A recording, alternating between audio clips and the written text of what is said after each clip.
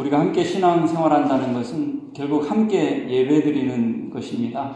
그래서 교회 구원받은 목적은 예배입니다.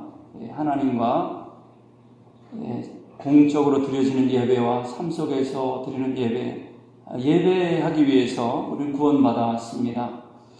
예배는 어떤 통과 의례가 아니라 예배가 우리의 목적이고 그것을 위해서 사역을 하는 것입니다. 그래서 가장 사역을 잘하는 사람은 예배하는 사람들입니다.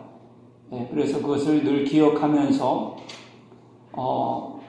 마치 음식에 집에서 먹는 주식이 가장 중요한 것처럼 신앙생활의 가장 중요한 기본은 예배 자리에 있는 것입니다. 그것을 늘 우리 모든 성도들이 기억해야 되겠습니다. 우리 삶은 여러 가지 환경이 참 다르죠. 그러나 이 가운데 무엇이 축복일까 생각해 볼 때 하나님을 가까이 하게 되는 것이 복입니다. 실패해서 하나님을 가까이 하게 된다면 그게 복인 거죠. 성공해도 하나님과 멀어지게 된다면 그건 축복과 멀어진 거죠. 영적인 침체에 빠진 거죠.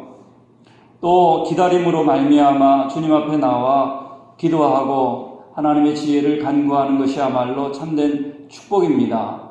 그래서 우리가 기분이 좋은가 안 좋은가 또는 일이 성공했는가 성공하지 않았는가 그게 축복이 아니라요. 내가 지금 하나님과 함께 동행하고 있는가, 하나님은 선하시며 하나님이 주인인 것을 지금 고백하는가, 하나님이 주인을 하나님이 다 내가 알아서 한다 하는 걸 고백하는 사람은 무슨 생각을 하고 어떤 감정을 가지고 어떻게 처신해야 되는가 하는 지혜가 있게 되지요. 우리는 환경과 상황에 휩쓸리게 됩니다. 휩쓸리면서 베드로처럼 바닷물에 빠져갑니다. 뭔가 놓친 거지요. 주님을 놓친 거지요.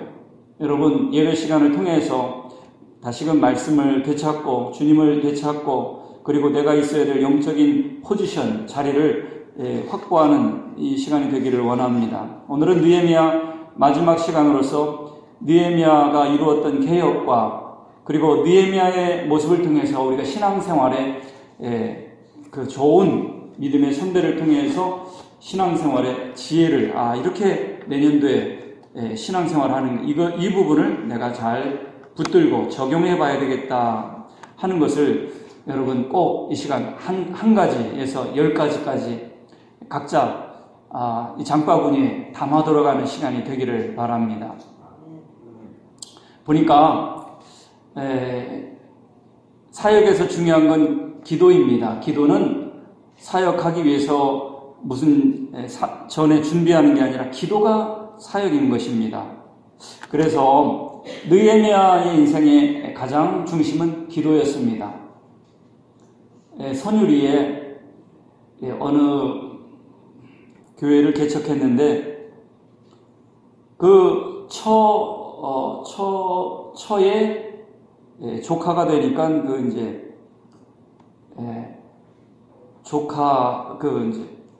부인이 조카예요. 그럼 뭐예요? 남편은?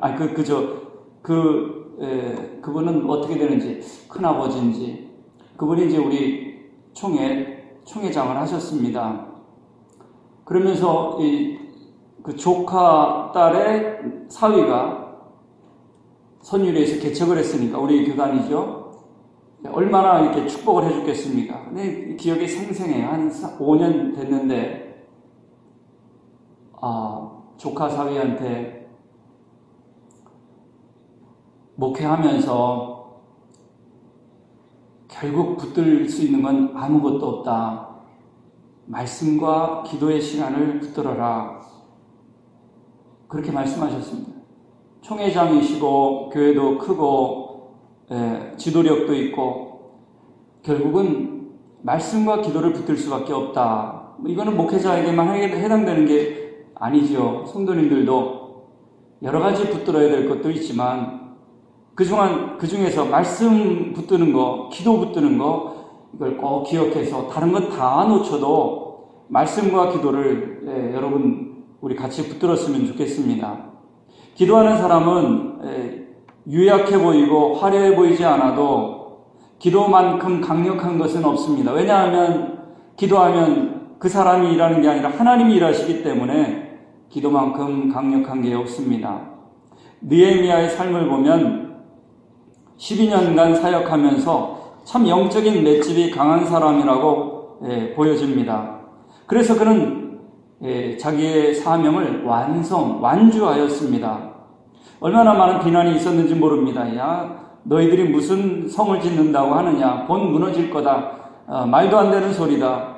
너희들 실력으로는 어림도 없다. 비난과 반대와 조롱과 방해가 계속 있었습니다. 여러분, 하나님의 일을 하는데 하나님 뜻대로 하는데 왜 문제가 생깁니까? 아닙니다. 하나님의 일에는 반드시 사단이 방해를 합니다. 그러면 이게 하나님의 일이구나 오히려 확신을 하면서 그 일에 헌신할 수가 있어야 하는 것입니다. 사단은 죽은 송장을 건드리지 않습니다. 살아있는 그리스도인을 공격합니다. 여러분이 영적인 공격을 받는다면 영적으로 살아있기 때문에 중요하기 때문에 공격을 받는 것이니 깨어서 더 주님께 나가는 훈련이 필요하겠습니다. 예전에는 저희 아버지 때는 권투가 유행이었습니다. 그래서 권투라든지 어떤 이런 것을 할 때 맷집이라는 말을 하죠. 맷집. 보면은 잘 때리는 것도 좋지만 때리는 사람이 지치는 경우가 있더라고요. 그래서 그 힘이 풀리도록 배를 때리죠. 배 때리면 주로 얼굴을 때려야, 턱을 때려야 넘어간다 그래요. 그런데 배를 왜 때리느냐? 힘이 빠지도록. 배를 때려가지고 넘어지지는 않아요, 잘. 그러나 배를 때리는 이유는 힘을 빼도록 하는 거예요. 힘이 빠지면 이게 이렇게 막았던 손이 내려오지요. 그 다음에 턱을 때리려고 먼저 배를 때리는 겁니다. 맷집이 약해져서 힘이 약해져서 방어하는 말씀과 기도가 턱이 내려와서 턱을 보이면 이제는 마귀가 여지없이 턱을 때리면 넘어질 수밖에 없지요. 우리가 말씀과 기도에 이 방어를 늘 해야 되는 거지요. 느헤미야를 보면 참 맷집이 강하다. 그렇게 공격하고 또 내부적으로 여러 가지 일이 있고 또 도와줄 듯한 사람들이 헌신하지 않고 이런 어려운 가운데 12년 동안 마침내 성벽을 재건하고 말씀으로 사람들을 세웠던 것을 보게 됩니다. 그리고 이제 잠시 그 페르시아로 왕에게 느부갓네살 왕에게 돌아갔습니다. 12년 기간 동안에 돌아갔습니다. 어떻게 할 수 있냐면 6절에 보시면 아닥사스다 왕 32년이라고 되어 있는데 20년에 나왔거든요. 20년 아닥사스다 왕 20년에 나왔으니까 지금 32년 됐으니까 이제 12년간 일하다가 다시 돌아갔던 것을 보게 됩니다. 원래 잠시 할 만큼 시간을 받아서 나온 거니까요. 다시 돌아갔는데 그간에 문제가 있었습니다. 여러 문제들이 있었는데요. 1절에서 3절에 보시면 하나님의 총회에 들어오지 말아야 할, 영원히 들어오지 말아야 할 사람들이 들어와 있는 겁니다. 그래서 3절에 보면 백성들에게 말씀을 읽어주죠. 이 말씀을 읽고 지난번에 이승구 교수님께서 오셔가지고 신앙생활이 뭐냐, 결국 말씀을 제대로 알고 말씀에서 합당하지 않은 나의 생각과 삶은 버리고 말씀대로 믿고 생각하고 행동하라. 이게 신앙생활이라고 분명히 말했습니다. 그래서 신앙생활이란 교회에 와서 하나님의 훈련받은 종을 통해서 말씀을 풀어주는 걸 듣고 그걸 통해서 이건 내가 틀렸네 버리고, 그리고 이건 말씀대로 이렇게 하라고 하네, 그것은 실천하고, 이게 신앙생활이라고 아주 간결하고 분명하게 말씀하셨습니다. 먼저 이들에게 문제를 말하지 않고 성경을 낭독합니다. 율법책을 낭독했더니 하나님의 총회에 암몬 사람, 모압 사람은 영원히 들어오지 말라고 했는데 들어와 있거든요. 그래서 3절에 우리 3절을 읽어보시면 백성이 이 율법을 듣고 곧 섞인 무리를 이스라엘 가운데서 모두 분리하였느니라. 그렇습니다. 혼합되고 섞인 거, 세상적인 거 이런 걸 분리해내는 겁니다. 이건 잘못되었다 했던 겁니다. 이게 이 당시에만 있는 게 아니라 우리가 이제 하나님의 말씀을 받고 하나님의 부름을 받고 이제 택한 백성이 되었기 때문에 우리 안에 잘못 섞인 거 있다면 고백하고 분리해내는 그런 작업을 하는 것. 그게 신앙생활입니다. 아니, 다른 여타의 친교 모임이나 그런 다른 모임이나 다른 거죠. 왜냐하면 말씀대로 우리가 옛 것은 버리고 주님이 원하시는 새 옷을 입는 그런 것이 신앙생활의 그 원리라고 할 수가 있겠습니다. 더 놀라운 것은 제사장 엘리야십이라는 사람이 도비아와 연락을 하고 있었습니다. 도비아는 누굽니까? 예루살렘 성벽이 세워지는 것을 방해하고 막았던 사람입니다. 한마디로 이스라엘의 대적자이지요. 그런데 연락을 취했습니다. 연락을 취하고 나중에는 무슨 일까지 있었느냐? 하나님의 성전에 큰 방을 마련해서 거기에 원래 11조로 바쳐진 곡물과 포도주와 기름과 제사장들에게 주는 거제물을 두는 방을 다 비워가지고 거기에다가 원수의 방을 만들어 놨습니다. 도비아의 방을 만들어 놨습니다. 여러분 상상이 됩니까? 어떻게 이런 일이 있을 수 있을까요? 보니까 지도자가 없었어요. 6절에 보면 느헤미, 내가 그때 거기 없었다. 지도자가 없으면 문제가 반드시 일어나요. 자기들이 좋은 대로 하기 때문에 그렇습니다. 한번 상상을 해보세요. 도비아는 쉽게 말하면 교회의 원수인데 그 사람의 방을 교회 안에 만들어 놨다는 겁니다. 이게 무슨 가당치 않은 일입니까? 말씀대로 하지 않고 더군다나 지도자 엘리야십이라는 사람이 도비아와 연락을 하고 도비아를 위해서 작은 방도 아니고 큰 방을 마련해 놨습니다. 5절에 도비아를 위하여 한 큰 방을 만들었으니 원래는 거기다 하는 게 아니라 유향과 예배에 쓸 소재물, 그릇, 레위 사람들, 노래하는 자들, 문지기들에게 주는 곡물 이런 걸 놓는 건데 완전히 자기들 마음대로 너무나도 있을 수 없는 일이 일어납니다. 그러면 한번 생각해 보세요. 방을 다 만들어 놨는데 이왕 만들었으니까 그냥 어쩔 수 없이 다음부터 잘합시다. 그 말이 됩니까? 방을 다 만들어 놓고 설사 건물까지 지었다 하더라도 말씀에 틀리면 부숴야 됩니다. 불편한데 만들어 놓는데 그냥 씁시다. 아닙니다. 부숴야 되는 겁니다. 변화를 두려워해서는 안 됩니다. 잘못된 관행을 깨트리기를 두려워해서는 안 됩니다. 그거 지금까지 해왔는 건데요. 잘못되면 바꿔야죠. 이제까지 안 했는데 왜 그럽니까? 우리가 지금까지 문제없이 방을 만들었는데 왜 그렇습니까? 아닙니다. 말씀대로 다 쫓아냅니다. 보세요. 느헤미야가 온 다음에 7절에 예루살렘에 이르러서 엘리야십이 도비아를 위하여 하나님의 전뜰에 방을 만든 악한 일을 알게 되었습니다.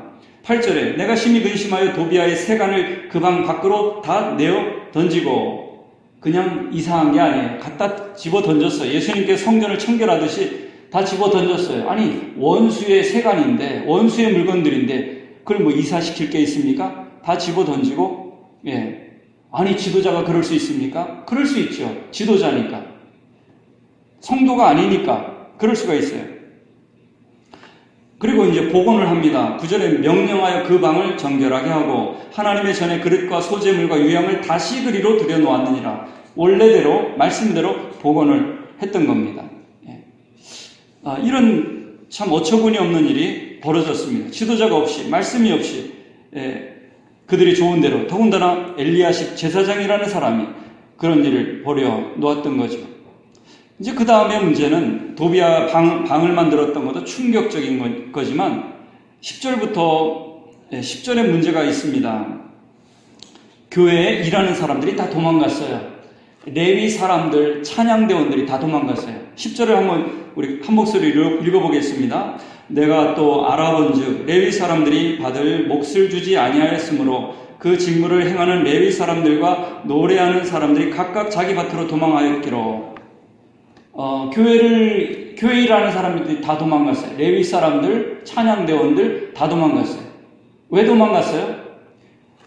11조로 그 몫을 주게 돼 있거든요. 안 줬어요. 왜 안 줬을까요? 있는데도 안 줬을까요?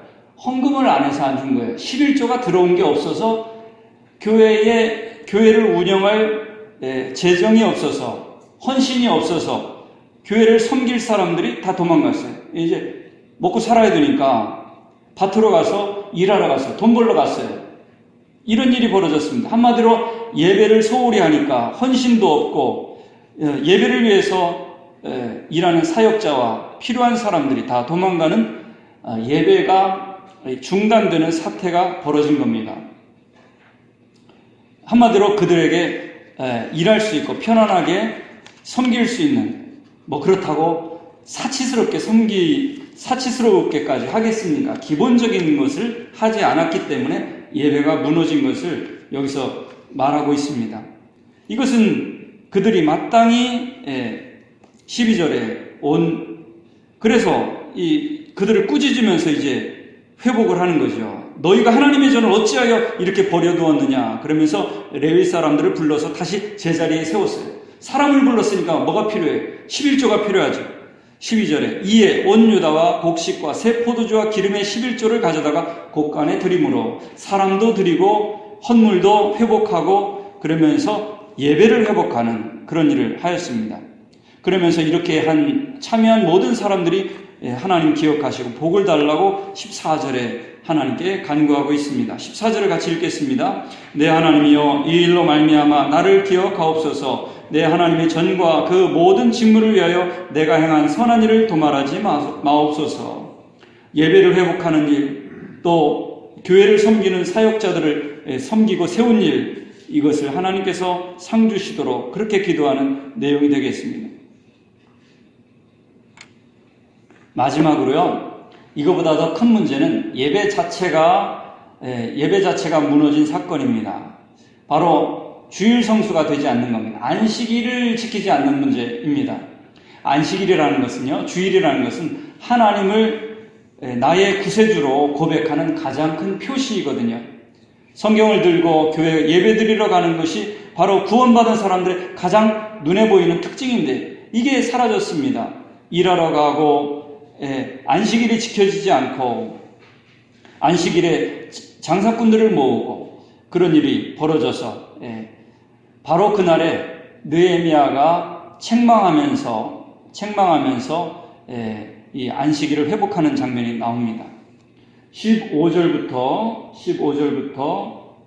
17절까지 18절까지 한번 교독을 하겠습니다. 제가 한 절 읽겠습니다. 15절부터 읽겠습니다. 그때 내가 본즉 유다에서 어떤 사람이 안식일에 술틀을 밟고 곡식단을 나귀에 실어 운반하며 포도주와 포도와 무화과와 여러 가지 짐을 지고 안식일에 예루살렘에 들어와서 음식물을 팔기로 그날에 내가 경계하였고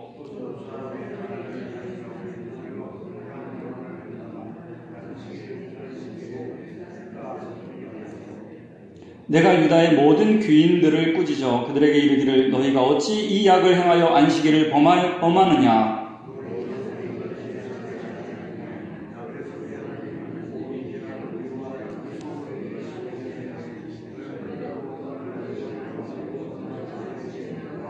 이스라엘에게 더욱 심하게 임하도록 하는도다 하고 안식일을 범할 때 하나님의 진노가 있다 그랬습니다. 예배가 거룩하게 드려지지 않을 때 하나님의 진노가 있다는 것이죠. 반대로 하나님은 예배 받기를 하나님의 백성들이 주님께 나오는 것을 가장 기뻐하십니다. 말씀을 드리면 예배 드리는 분이 가장 귀한 하나님의 사역자들입니다. 예배를 소홀히 하고 정말 세상을 떠들썩하게 하는 사역을 한다 할지라도 예배 드리는 것만 못합니다. 여러분 꼭 기억하셔서 내년도에 우리 재직 서약서를 사인을 할 때에 최선을 다해서 공예배를 드리겠다 하는 사인이 있어요. 아니 생계가 힘든데 정말 장례식이 있고 정말 절박한데 예배를 드리라 그렇게까지 강조하지 않습니다. 최선을 다하는 게 중요합니다. 예배 시간에 약속을 잡거나 이런 것은 버젓이 하나님과의 약속을 어기는 것이 되겠습니다. 우리 예배를 굉장히 무겁게 여겨야 되겠습니다.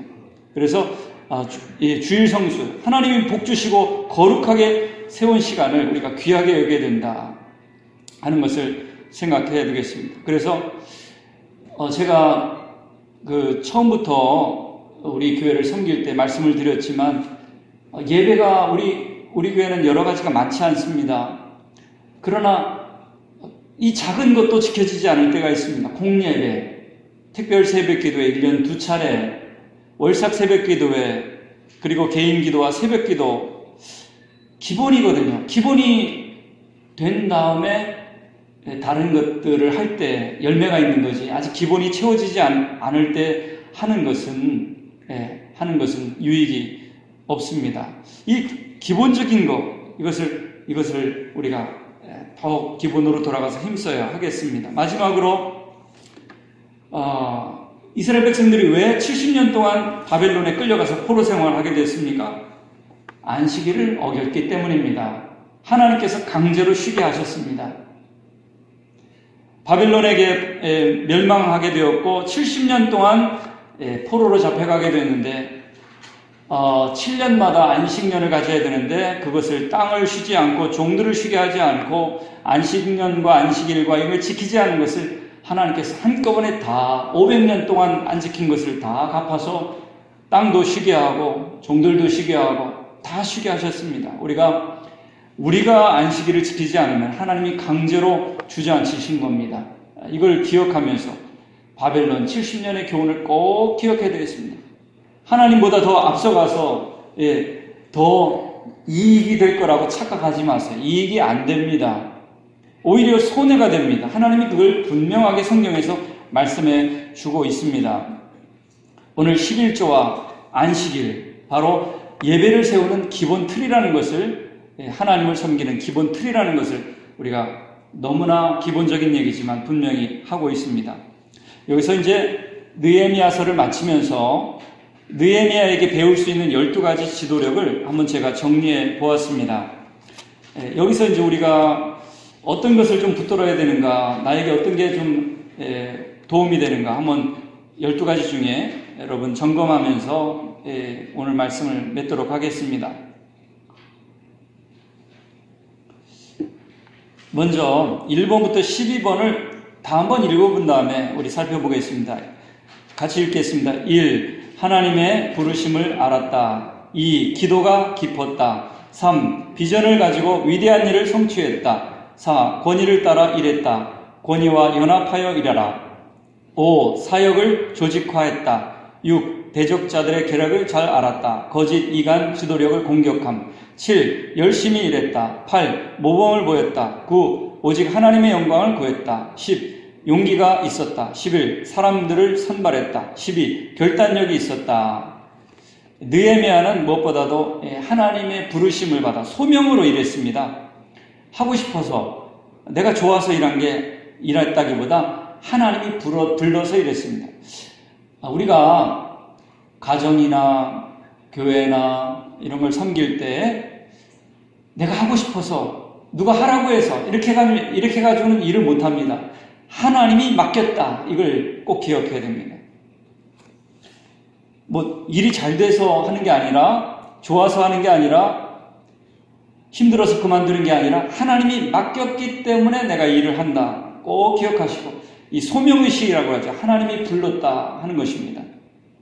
하나님이 나에게 맡긴 거야 라는 의식을 가지고 일을 할 때 열매가 있습니다. 두 번째, 기도로 일해야 됩니다. 기도 없이 일하는 것은 열매가 없어요. 화려하게 잎이 나올 수는 있지만 열매가 생기지 않습니다. 기도 없이 일하는 것은 소용이 없습니다. 3번, 비전을 가지고 위대한 일을 성취했다. 비전을 가졌다. 예수님께서도 말씀하셨죠. 내 나라는 이 땅에 속하지 않았다. 여러분, 완벽한 교회는, 삼성교회는 이 땅에서 이루어지지 않습니다. 내 나라는 이 땅에 있지 않다. 뭡니까? 끝까지 해야 됩니다. 여러분, 평생 동안에 죽어라고 봉사하고 헌신한다고 삼성교회가 완전한 교회로 바뀌지 않아요. 완전한 교회는 하나님 나라에 있어요. 그래서 이 땅에서는 끝까지 경기를 완주하고 바로 그 하나님 보좌 우편에 하나님의 참된 교회에 들어가야 되는 거예요.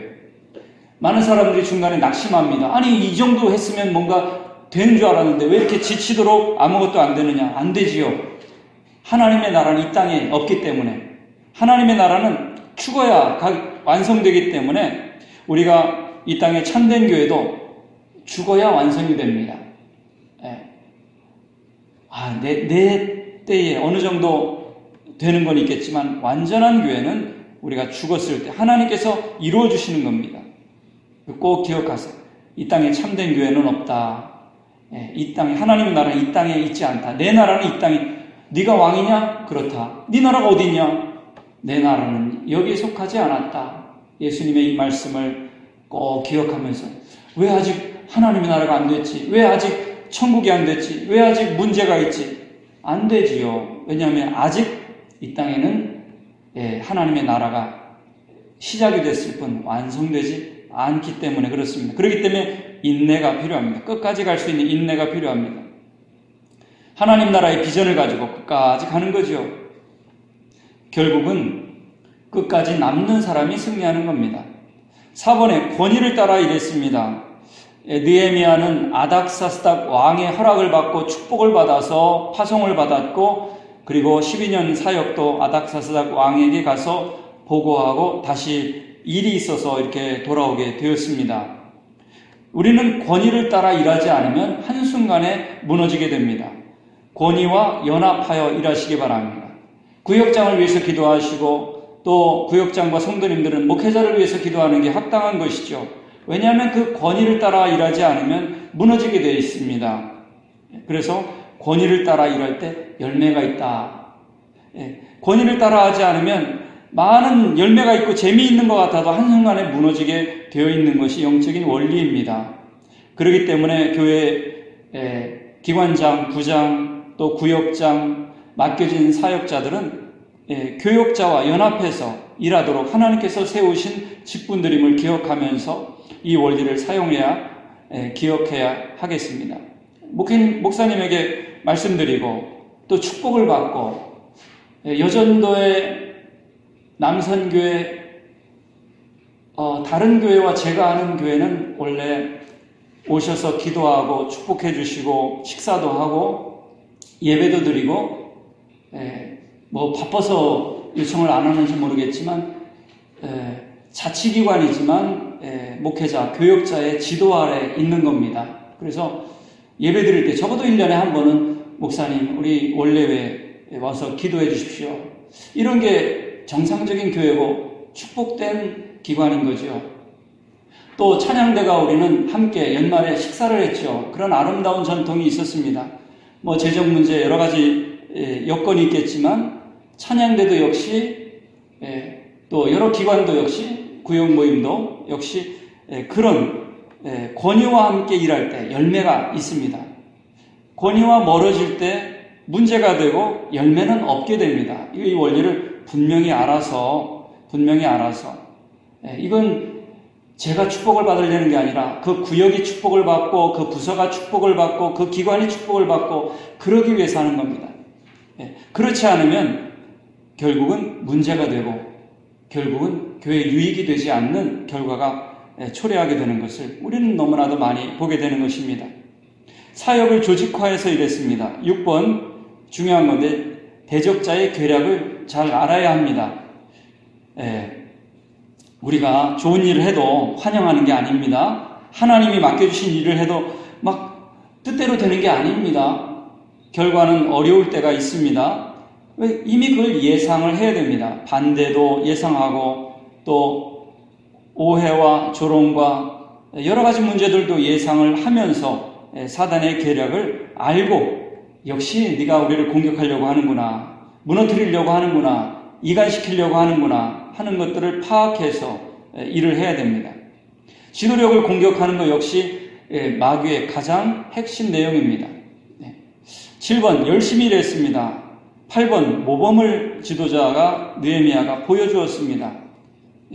9번 하나님께만 영광을 올려드리는 목적이 있었습니다. 무슨 뜻입니까? 일을 해서 칭찬받겠다는 목적은 내려놓는 게 합당한 것이죠. 하나님께 영광을 돌려드리는 마음이 아름다운 열매를 맺게 됩니다. 10번, 용기가 있었습니다. 어려움이 있다고, 문제가 있다고 낙심하거나 포기하지 않았다는 것이죠. 용기 있게 끝까지 겁을 먹지 않고 사자가 있더라도 말씀의 길로 걸어갔던 것이죠. 11번, 사람들을 선발했습니다. 필요한 사람들을 세워서 교육하고 함께 동역했던 것입니다. 마지막 12번, 결단력 있다. 마음에 확고하게 끝까지 완수하리라. 내가 이 사명을 감당하리라 하는 마음의 굳은 결심을 하였던 것입니다. 이 결심이 없다면 중간에 포기했을 것입니다. 이 12가지 중에서 여러분은 어떤 게 필요하다고 생각합니까? 각자가 필요한 것. 사명의식 1번도 필요하죠. 우리가 교회를 섬기면서 하나님이 이 교회에 나를 보내셨다. 저도 마찬가지입니다. 하나님이 보내셔서 파송해서 성도들을 양떼를 하나님의 말씀으로 섬기며 축복하는 일을 감당하는 것입니다.